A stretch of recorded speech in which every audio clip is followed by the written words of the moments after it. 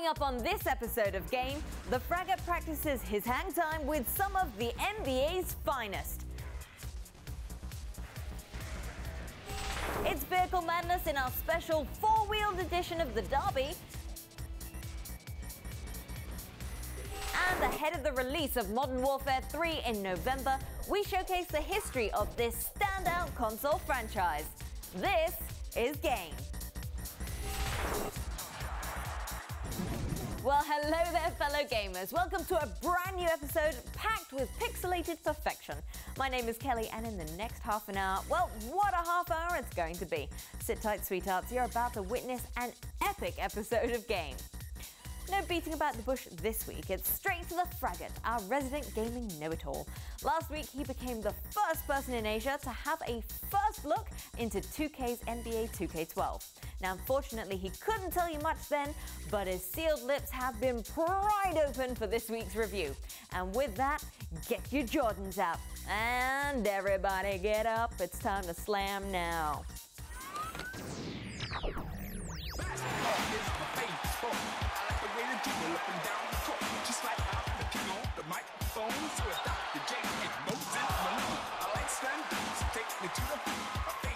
It's the alley.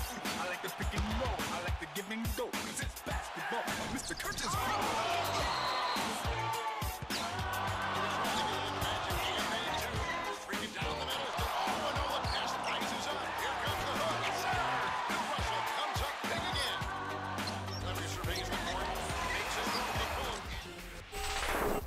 Hey ho, Fraggy here, feeling rather excited because today we strap up with an exclusive review with one of sports video gaming's most celebrated titles, NBA 2K12. Now, if you're a b-ball fan, you're probably no stranger to this long-standing franchise. Partying like it's 1999, the first game in the series revolutionized the world of sports video games with what was at the time the most dazzling and realistic-looking basketball game on consoles. 12 years down the line, and it looks like things haven't changed. NBA 2K12 still stands as the best-looking court game simulation. Featuring a bunch of new gameplay additions, the most interesting thing about this year's release is that because of the lockout in the NBA, the guys behind the game are focusing their efforts on the past, bringing back some of basketball's most iconic superstars. But besides a return to the glory days of the NBA, a feature which we've all heard about, what other changes can gamers expect in this year's release? Well, just for you, we've managed to score some courtside seats to the b-ball video game event of the year, so let's find out. Now, the biggest selling point in NBA 2K12 is the Greatest Mode, a sort of digital hall of fame featuring 15 of the world's biggest b-ball stars. Now, in this mode, you get to play through some classic games in NBA history, all fully realized with period-specific presentation, as well as changes in the rules which affect how the players react. And as a longtime basketball fan, it was really nice not only to see how the sport has evolved over the years, but to actually play it. Also improved this year is the My Player career mode, in which you take a bungling rookie, namely yourself, through the ranks of the NBA. Now, this mode comes with a staggering amount of options to tweak your player, from signature shooting styles, player tendencies, and even custom kicks. In addition, aside from doing well on the courts to impress the scouts, you also have to take part in interviews, which will affect how you get drafted, offering a cool, if somewhat gamey insight into the life of an upcoming NBA star. First question. Aside from a few veterans, this is a very young team. We have a lot of guys that I really believe in, but at the backcourt, I don't feel like we have a point guard that can take our team to the next level. We just acquired Raymond Felton and think he is at least an upgrade over Andre Miller. Do you think you can handle taking over the reins whenever he leaves? I definitely think so. My work ethic is unmatched, and that's what's allowed me to excel at every level. I would love to be the guy in Portland. And finally, gameplay-wise, I love the changes to the shooting mechanics, with NBA 12 moving all the shot making to the right stick. Now, this change alone is huge in a basketball game, because not only can you shoot, but now you can also choose exactly which shot to pull off. Everything from a simple jump shot to some of the more complex spin moves are all accomplished with the right stick, making you feel so much more involved in the game. Now, fortunately, not too many problems with this year's release, but one thing I did find annoying was that if you're planning to go online to duke it out with one of the game's classic teams, well, you can't. Not off the shelf, at least. Now, the feature may be included in the future as some sort of downloadable content, but for something that the fans have been asking for so long, it's a shame that it's not included right out of the box. Another mini letdown was the much talked about NBA On The Move, which uses the motion controls of the PlayStation Move for a more stripped down casual version of the game. But if you're thinking, cool, motion controls, well, not really, because this mode is so stripped down, it basically boils down to just one button to pass and one button to shoot, almost like you're doing some kind of basketball PowerPoint presentation. You know what, after last year's stunning release, which brought back his airness himself, Michael Jordan, I actually thought I was going to be disappointed with this year's offering. But you know what, the team at Visual Concepts have done it again. NBA 2K12 represents the best version of the game you can get without being personal friends with either David Stern or Jack Nicholson. Plus, with the lockout still in effect and real-life NBA on hold, it's pretty much the only b-ball action for fans of the game. On the Sprite Slam King. Well, that's a dunk you will not see very often. Thank you, Fraggy. Well, the idea of being able to play basketball true to each decade brings a whole new level of realism. Definitely going to burn plenty of hours on this one. Wait, what's that I hear? Sounds like someone's calling a timeout. But don't worry, game will be right back. And when we return, if you fancy blowing stuff up, then this week's derby has got just the action for you. And great time wasters and stress soothers. More online freebies up next on Game.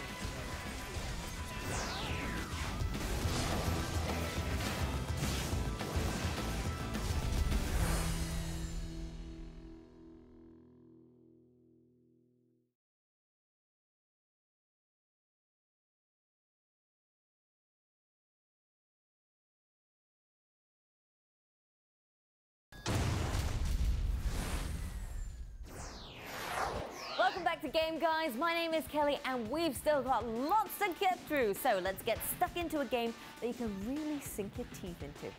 Now, if many people are stressed, they like to do something soothing, listen to classical music, meditate, do yoga or something pretty like that. But no, not us, not you, not me. I like to shoot things. It's time now to bring you a plethora of games that you can try before you buy, and you'll get to blow off some steam. Win. Let's check it out. It's the Demo Derby. On this week's edition of the Derby, it's top-down Motor Madness. Buckle up as we get ready to burn rubber with Burnout Crash. Coming off the back of the highly acclaimed Burnout Paradise, this title has a lot to live up to. Available on both the Xbox Live Arcade and the PlayStation Network, Burnout Crash seems to be quite different from its predecessors. The first game in the series to focus more on destruction rather than racing, this tangent in the franchise may startle some of the game's longtime fans. But no need to panic, the developers have added a slew of handy tutorial videos to help players through the game's new mechanics. Now, the demo only features the road trip mode, which basically functions a lot like the crash modes for the earlier Burnout games. Think of it like an exploding four-wheeled pinball of doom. Drive into an intersection and blow your car around to create massive pile-ups, which in turn multiply your points. Eventually, police vehicles and ambulances show up. Stay clear of the ambulances to earn lives, but you're free to give the men in blue something to run from. An homage to the crazy car piling action of the classic Burnouts, get your fill of twisted metal. The demo of Burnout Crash is available on both the Xbox Live Arcade and the PlayStation Network right now. Right, from self-destructing cars, we catch up with some heavy-duty destruction of another kind in Renegade Ops, a vehicle-based action game with plenty of carnage to go around. Jam-packed with enough action flick-fluff to satisfy any macho man's military fantasy, this demo only features one out of the 4 playable characters, Diz, who has the ability to discharge special EMP blasts from her vehicle. The mission starts off with you driving around the map and destroying marked mortar campsites, but as the game progresses, the enemies start getting badder and badder, from ground troops to ones in jeeps and towards the end, even tanks. Easy to control and get used to, this twin-stick arcade driving game comes with a nice selection of weapons and should keep you busy for an hour or two. Also with gameplay which allows you to upgrade your character's abilities as you wish, depending on how well you do on the battlefield, this modern-day take on top-down destruction is definitely a keeper.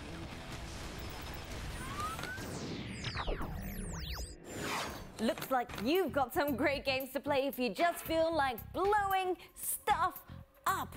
Well, it's time now to point you in the direction of a couple of games that can pacify your gaming urges that you'll never have to lay out cash for. Pens at the ready, boys. It's time to go online. In today's dive into the murky unknowns of the World Wide Web, we pull our nets in for a look at 3 interesting offerings, choice catches from the digital sea of plenty. First up, a rather sadistic physics-based puzzler featuring a bit more gore than you usually see in most Flash games. Roly Poly Eliminator 2 presents you with a simple objective. Either 1, impale, or 2, blow up the tiny monstrosities on your screen to Kingdom Come. Now blocking your path on this demolition derby are rather shrewdly planned puzzles aimed to test your patience, common sense, and logic. So buckle up and ready your plan of action as soon as you can, because you'll need plenty of on-your-feet guile and some nimble fingers to make it through. So watch out, minions of the underworld! The Roly Poly Eliminator is back in town, and his address is on the bottom of the screen. Next up, invented by Nikola Tesla himself and given to you to do as you please. World domination in your mind? Of course it is. That's going to have to wait, I'm afraid. You see, the world is at war, and your neighbors to the north, well, they want to pop over and say hello. Maybe even plant a flag and stay for a while. Not on my watch. Use your Austrian machine of destruction to fend off the Nazi invaders. At your disposal are a host of upgrades aimed at making your Tesla coil even more powerful. Quicken your attack as the enemy numbers increase, or buy a mini coil to help you in battle and fight to the very end. With 20 levels of Nazi zapping fun, Tesla Death Ray is one electrifying offering that's pretty tough to beat. And finally, rounding up this free-to-play feast, RPG fans, listen up, because one of the better ones has just been released in the shape of Rusty Hearts. A free-to-play MMORPG which has just been released for PC. This action-oriented role-playing game blends elements of fast-paced brawler-style action from games like Marvel vs. Capcom, along with an art style which looks like something out of the anime Bleach. Featuring a choice of 4 characters, each with their own special powers, Rusty Hearts is all about linking together chain combos in a beautifully realized living comic. Combat is fast and furious as you add new skills to your repertoire, and the interesting bit about this MMO is that because of how frantic all the action is, the developers actually recommend you play this with a controller. Pretty novel for a PC role-playing game. So if you're the kind who likes traveling into the depths of the dungeons and laying waste to hordes of the undead, get your tetanus shots, for the Rusty Hearts are go at the address below.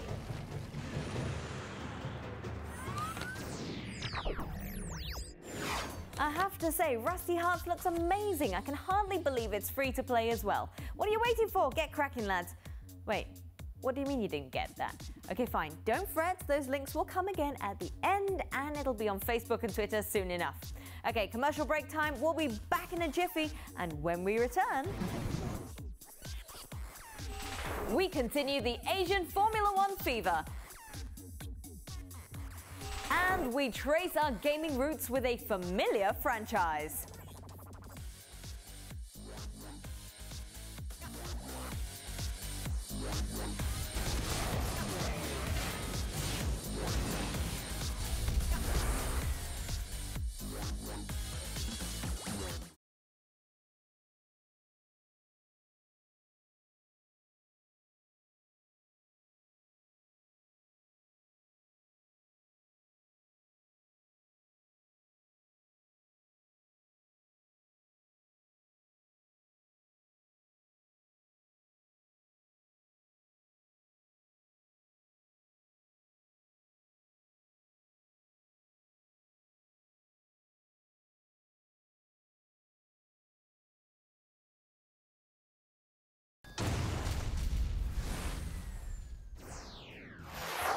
welcome back to Game. Now, over the last weekend, Singapore played host to the only night race on the Formula One calendar. An epic race which saw Sebastian Vettel seal his second championship title, and the season isn't even over yet. Riding on the back of a crazy weekend, we continue the Formula One frenzy with the latest F1 game, so that you can get down to the nuts and bolts of your very own season. Let's step inside F1 2011.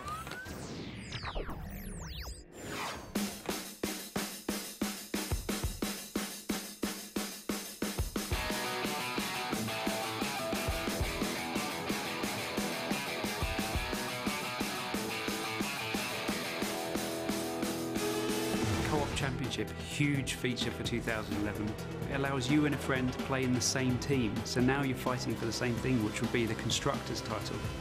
So you're able to play with your buddy throughout a season. You can start and stop the championship when it's convenient for you. When I look across at the garage and I can see my teammate in there, I'm not comparing myself against an AI teammate, I'm comparing myself against somebody I know personally. You don't ever want to lose any of the sessions, even a practice session or qualifying session, when one of your friends is faster. You want to put on those options, strap on those new boots, and go out there and beat his lap time.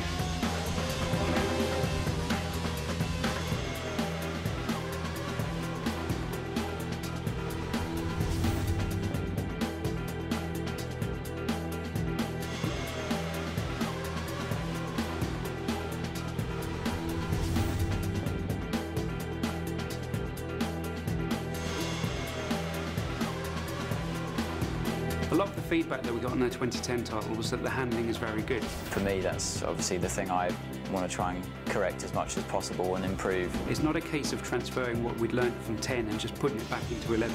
The suspension has changed completely. The aero's been updated. You can feel more involved with the car now.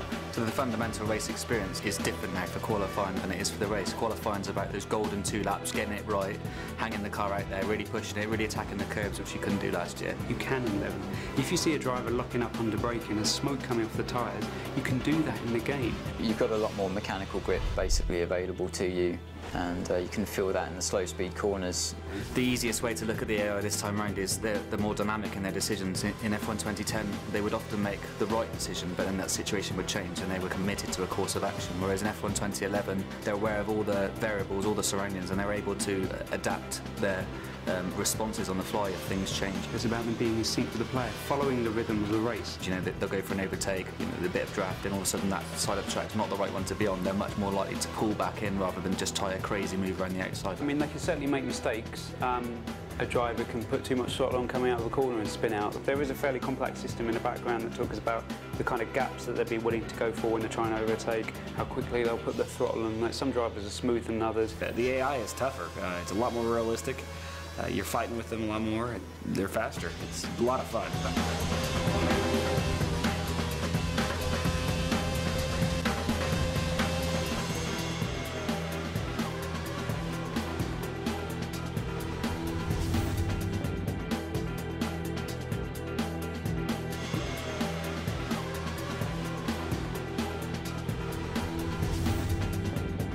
Safety car, a lot of people have been asking us for it. We always said we only did it when it was absolutely right. So now it's available in single player and multiplayer.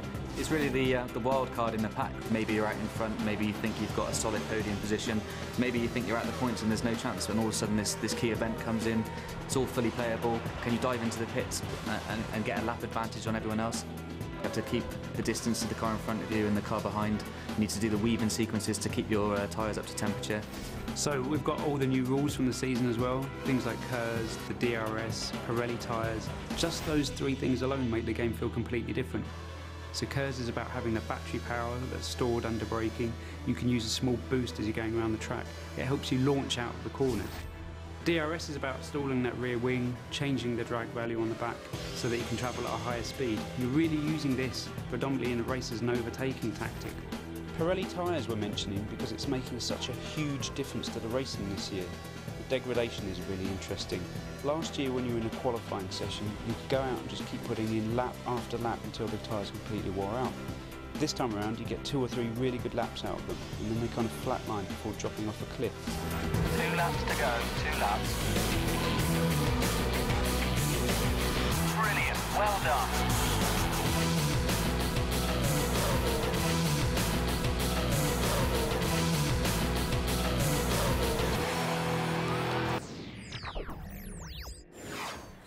Now, some of you may call me a traitor, but I'd have Vettel winning over and over again. I feel like a little schoolgirl. Okay, one last thing to get excited about. Many of you are anticipating the release of the 8th installment of the Call of Duty franchise, Modern Warfare 3. Now, in the lead up to its November 8th release date, we thought it apt to take a walk down memory lane and remind ourselves just how far the COD franchise has come since its humble birth in 2003. This is Games Look Back at Call of Duty.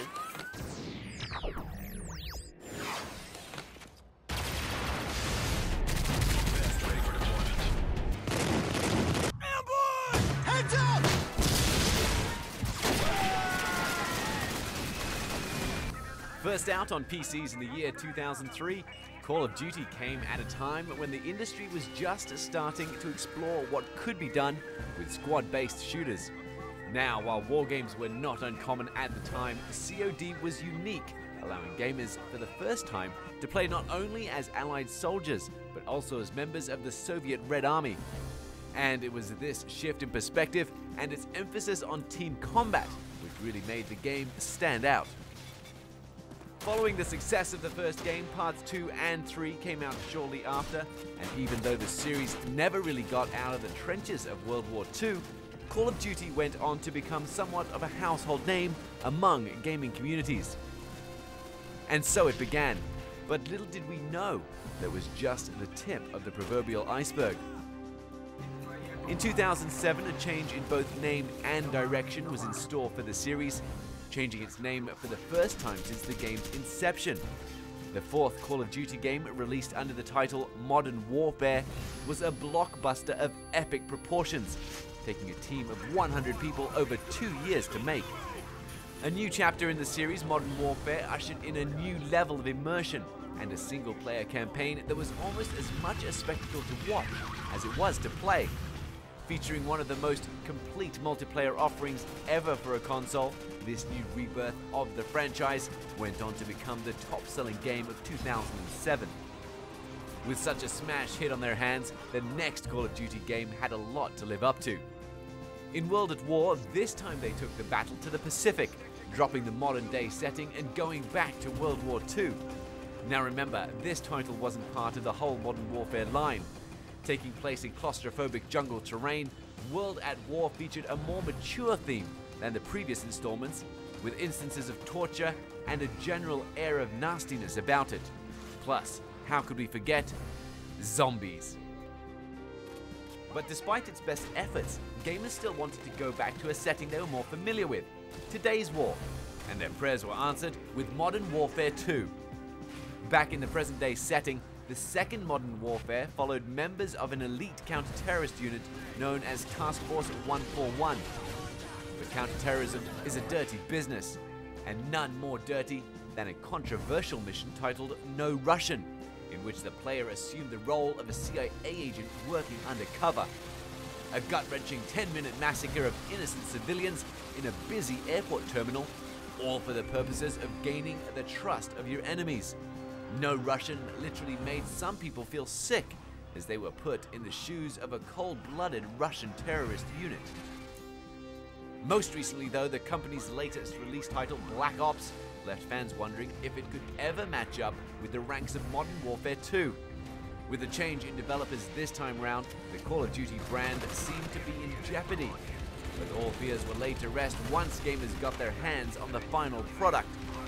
With a focus on the Cold War, where covert operations and undercover espionage are the name of the game, Black Ops went on to become the best-selling video game of all time, earning the company Activision over $1 billion after just 6 weeks. In its relatively short lifetime, the COD series has become somewhat of a gaming icon, enticing fans from all over the world with blistering action that has become so synonymous with the brand. But with yet another installment coming out by year's end, what can players expect at this time round? We'll let you decide as we leave you with Modern Warfare 3.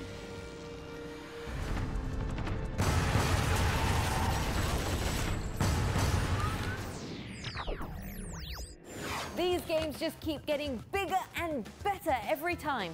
Well, that just about wraps up this week's edition of Game. I hope you enjoyed our little nugget of video game goodness. Now remember, if you didn't get enough of us, head online where you can relive some of the best bits of game on our website, right on espnstar.com/game. Or you can join our growing community of gamers on our Facebook page, facebook.com/ESSGame. And of course, for the ever-important links and details, Twitter is where it's at, twitter.com/ESSGame. Till next week, guys, I'll see you then. Bye-bye.